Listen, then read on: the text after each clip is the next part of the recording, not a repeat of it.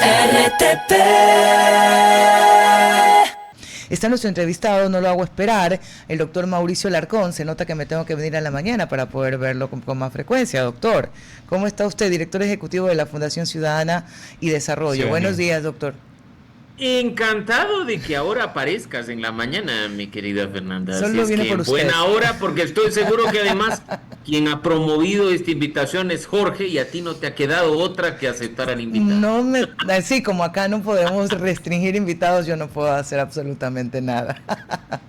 Doctor, qué placer tenerlo para poder conversar un poco con usted y hablar de algo que nos puede tomar años en discusión y tratar de compactarlo en una entrevista tan corta. Seguimos en una crisis judicial sin la posibilidad hoy de poder modificarla de lo que vemos. Pero ¿dónde está el nudo más grande en esta crisis judicial? Buenos días, Fernanda, Jorge, un saludo a la audiencia de RTP de la mañana. Nosotros lo hemos venido repitiendo una y otra vez.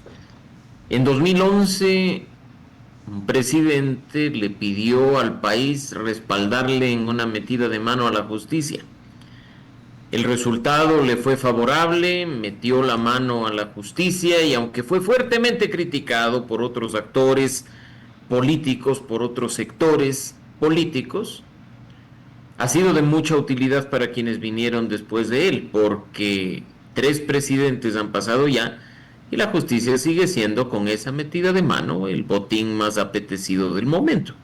Si se quisiera en realidad cambiar lo que está sufriendo la justicia en Ecuador, se tendría que deshacer esa metida de mano y se tendría que empezar a recomponer la forma en que se administra el sector justicia, la forma en la que se designa autoridades del sector y la forma en que la justicia sirve efectivamente a la ciudadanía y no a un grupo de unos pocos que la ven como quizá una joya de la corona para sus acciones. Déjeme hablarle de un posible escenario y considerar esto como una posible salida. La capacidad de que las autoridades de control sean elegidas en la Asamblea Nacional. Eso puede abrir un camino a despejar este camino minado, esta situación compleja del sistema de justicia. No, porque mira que específicamente del tema que estamos hablando, deberíamos ver qué cambiaría en un eventual referendo que se convoque en los próximos meses respecto del Consejo de la Judicatura. Son los mismos procesos, son las mismas fuentes, simplemente cambia la institución. Lo que hoy está en manos del Consejo de Participación Ciudadana pasa a estar en manos total y absolutamente políticas de la Asamblea Nacional. La metida de mano, recordarás tú, fue cambiar la composición del Consejo de la Judicatura, el que tengamos 5 miembros del Ejecutivo, de la Fiscalía, de la Defensoría Pública, de la Asamblea y demás. Se mantiene exactamente lo mismo. Que haya un supuesto proceso de escrutinio público y de impugnación ciudadana, pues está en el Consejo, pasaría a la Asamblea. Que de por medio esté una comisión ciudadana de selección, cambia el término, ahora se habla de comisiones técnicas, pero es la misma cosa. ¿Qué cambian? Simplemente el nombre CPCCS por el nombre Asamblea Nacional, pero la metida de mano sigue ahí. ¿Por qué no pensar en aquello que funcionó durante buen tiempo o aquello que funciona en países hermanos, dejando de lado la novelería que ya 18 años en general, y en el caso del referendo 15 en específico, ha demostrado no funcionar? Tenemos que empezar a recomponer el sector justicia para desmontar esa falsa meritocracia y empezar a hacer que las cosas funcionen como corresponde y principalmente centradas en el ciudadano. Mauricio, un gusto saludarte. Me gustaría hablar sobre las raíces de este problema. ¿Por qué sucede en Ecuador que, independientemente de quién sea el gobierno de turno, independientemente de su ideología, su partido, buscan tener ese control de autoridades y buscan llevarlas a su favor? Porque pasa cada 4 años. Y también quisiera preguntarte, ¿por qué debería importarnos que existan autoridades independientes? Jorge, no solo se trata de Ecuador, y esto es importante decirlo, no es para que pensemos en mal de muchos, consuelo de tontos, pero mira, pasa en Perú, pasa en Colombia, pasa en los distintos países de América Latina. Hace poco Se habló del tema de justicia con mucha fuerza respecto de México, que cambió a procesos de elección de jueces por voto popular, al igual que es el régimen vigente en Bolivia.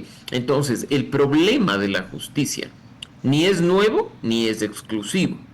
¿Por qué ocurre? Y qué bueno que lo traigas a colación, porque mira, cuando el poder político no está enfocado en servir al ciudadano, sino simplemente en servirse a sí mismo o a sus intereses, irá por todo. Irá a cooptar instituciones, irá a cooptar la justicia, irá a trabajar para beneficio de su grupete de amigos. En definitiva, si tú te pones a ver, hace más de 200 años, aquellos que se rompieron la cabeza para poner fin al totalitarismo, decidieron que incluso si el ciudadano comete el error u horror de entregar dos de las tres funciones del Estado a una misma organización política, mantener una justicia independiente es fundamental para que rija un sistema efectivo de pesos y contrapesos, de equilibrio de poderes, de independencia de funciones. Por ello es que controlados ya el Ejecutivo y el Legislativo, y no es un asunto tampoco de los últimos años en Ecuador, sino me atrevo a decir al menos desde el retorno a la democracia a finales de los 70, van por la justicia. ¿Y por qué es importante hablar de autoridades independientes? Porque aunque muchos ciudadanos sientan distante a una corte constitucional, a una corte nacional o a una fiscalía diciendo a mí nunca me va a tocar, las consecuencias de que no sean independientes las terminamos pagando todos. Por ejemplo, si se vulnera el debido proceso en un caso penal a propósito de un actor relevante de la coyuntura o de la política, y decide demandar al Estado ante sistemas internacionales, la indemnización no la paga la autoridad que no es independiente, la terminamos pagando todos con recursos que bien podrían servir para otro tipo de acciones en beneficio de todos.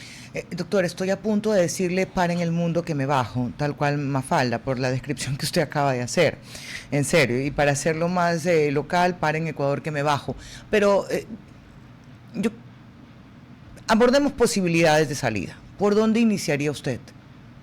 Bueno, primero te digo que ni te atrevas a bajarte ni del mundo ni de Ecuador, porque en la coyuntura actual lo que se necesita es gente que a pesar de la intimidación, que a pesar del hostigamiento, que a pesar de lo que está sucediendo a su alrededor, se mantenga firme en sus principios, firme en sus valores, firme en la defensa del Estado de Derecho y de la democracia. Y lamentablemente cada vez somos menos. Así es que ni se te ocurra bajarte del Ecuador ni del mundo. Ahora, ¿por dónde empezar? Lo hemos analizado contigo en otros espacios. Yo creo que a nosotros primero nos toca ser responsables al momento de elegir. Y lo he dicho, no elegir con hígado o con corazón, no elegir por odio, elegir con cabeza y pensando, no elegir porque estoy entre un mal y otro, no elegir porque no quiero que X y Z regresen o utilizando fantasmas del pasado que ya ni siquiera vienen al caso. Por eso estamos como estamos, porque incluso hay gente que está dispuesta a aceptar cualquier cosa con tal de que no regresen los otros. Y entramos a un revanchismo y a una polarización en la que en definitiva estamos a segundos de escuchar una bronca entre unos y otros diciendo mi dictador es más bacán que el tuyo, es más chévere que el tuyo. Es terrible lo que dice. No se trata de dictadura, sino que se trata de quiénes son mis amigos. Entonces lo primero, insisto, Fer, es ser responsables. Ahí, si es que ya empezamos a ser responsables con el voto, y ustedes lo decían hace un momento a propósito de las elecciones seccionales, creo que damos un primer gran paso. Doctor, si quiere no responda, pero en algún momento se decía que las cortes le pertenecían a los socialcristianos, luego que la Revolución Ciudadana se había apoderado con esta metida de mano abierta y aprobada por la ciudadanía, por cierto, en la consulta del 2011 en mayo. Hoy las cortes le pertenecen al gobierno actual. Sí, por supuesto, y no tengo ningún problema en responderlo. Responden la justicia, las instituciones, al poder político de turno. Por eso yo decía, no es un problema nuevo, es un problema desde el retorno a la democracia. Mira que quizá antes era más transparente que ahora. ¿Por qué? Porque uno sabía incluso dentro de la Corte Suprema de Justicia de entonces quienes respondían al Partido Social Cristiano, quienes respondían a la izquierda democrática, quienes podían ser considerados independientes. Cuando intervenía incluso el Congreso Nacional, como pasó con la bendita Pichicorte, uno sabía de dónde venía cada uno de los candidatos que terminaban siendo seleccionados, pero hoy, disfrazado de una falsa meritocracia, nos hacen creer que han postulado los mejores de manera independiente y que se les ha puesto las calificaciones que corresponde para ocupar el cargo que ocupan. Y no es así, no es así. Así es que hay que desmontar esa cuestión de la falsa meritocracia para que, por último, si hay intereses políticos de por medio, estos sean lo suficientemente transparentes para que nosotros, en el ejercicio de la responsabilidad, contemos con insumos suficientes para tomar mejores decisiones. Doctor, le quiero llevar a un punto que puso sobre la mesa, que es el tema de las elecciones anticipadas. Me gustaría saber cuál es su lectura sobre ese tema. También por qué debería importarnos como ciudadanos que las elecciones se adelanten, aunque bueno, muchas veces están diciendo que no es adelanto de elecciones, sino que se cambia la fecha, pero vamos a llamarlo por efectos didácticos nada más adelantamiento de elecciones, no voy a aseverar que lo sea. Pero ¿por qué debería importarnos como ciudadanos? Y si considera que quizás hay alguna, vamos a llamarlo entre comillas también, esperanza de que la Corte Constitucional pueda hacer algo al respecto.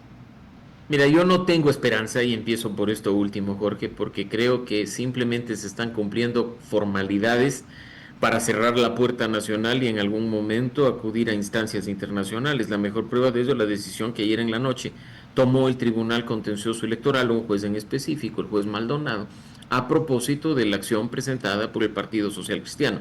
Yo no espero mucho de una corte que está bajo ataque, no espero mucho de una corte que tiene a sus jueces contra la pared acusándoseles de un enriquecimiento ilícito que no tiene pies ni cabeza, pero la maquinaria del poder está ahí haciendo de las suyas una vez más. Yo creo que ya es cuestión 99% consumada, que iremos a las urnas el próximo 29 de noviembre a votar, no a elegir, como nos ha hecho creer el Consejo Nacional Electoral. Y mira que no voy a dar un criterio personal, voy a basarme en un dato.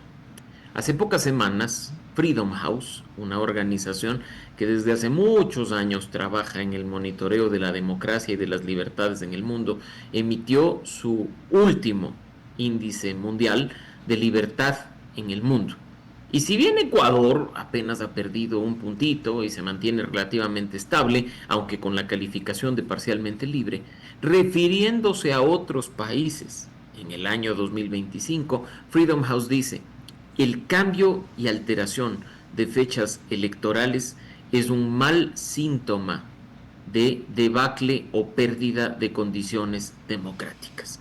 Lo dicen ellos basados en otros países, lo dicen ellos en función de su trabajo monitoreando las distintas regiones del mundo. Así es que si eso está aplicado a lo que hoy estamos viviendo como Ecuador, creo que hay simplemente que esperar y ver si no ocurre lo que en otros países, porque las fechas de elecciones, aunque no estén escritas en piedra en una constitución, tienen una razón de ser. Y ya quisiéramos tú y yo saber predecir el tiempo, algo que ni siquiera el INAMI en nuestro país lo ha podido hacer, para ver con tantos meses de anticipación la existencia e impacto de un fenómeno que muchas veces ni siquiera llega, ¿no? Pero en fin, justificaciones para decisiones políticas que lo que apuntan es a cambiar las condiciones del funcionamiento de la democracia. Hablando de reportes, y el año pasado justamente leía uno del Latinobarómetro, donde se mencionaba, por ejemplo, que la sociedad latinoamericana, y también obviamente está dentro de la ecuatoriana, tiende a preferir más gobiernos autoritarios. Por la razón que sea, tiende una tendencia a preferir gobiernos autoritarios. Si tomamos eso también, ese dato, ese informe como punto de partida, también habría que cambiar algo de la cultura política de Ecuador. Para usar los datos, Jorge, de los mismos índices, una de las cosas que se valora dentro del índice de democracia de The Economist, por ejemplo, es precisamente esta cultura política en los distintos países, y esa valoración en Ecuador es bastante baja, ¿no? Tenemos que como ciudadanos seguir trabajando en que otros comprendan qué es la democracia, con sus virtudes, con sus defectos, por qué es hasta hoy el mejor sistema de gobierno que conocemos y por qué tenemos que promover y defenderlo, no solo como un modelo básico, sino con todos y cada uno de los elementos que permiten que efectivamente funcione. Así es que parte de esa cultura política, que incluso va por comprender cómo funcionan las instituciones en un país, es algo que podríamos decir es una tarea pendiente en Ecuador desde hace algunos años. Doctor, ya me voy a poner media filosófica con usted porque me dejo dando vueltas de cómo el odio puede hacer que todo sea peor. ¿Se puede construir comunicación política, partidista, comunitaria, sin mirar al pasado y solo con la vista hacia el futuro? Es que Tú como pienso, experta en la materia lo sabes mejor que nadie, Fernando. pero O sea, quiero, tú sabes de eso. es que si vamos al pasado nos vamos a entrampar nuevamente en quién lo hizo, quién no lo hizo, y no pensamos en lo que yo quiero, en lo que el país necesita. El pasado nos sirve para comprender lo que pasa en este momento. El origen de la situación crítica, del funcionamiento de las instituciones, de la falta de independencia. Para eso nos sirve el pasado.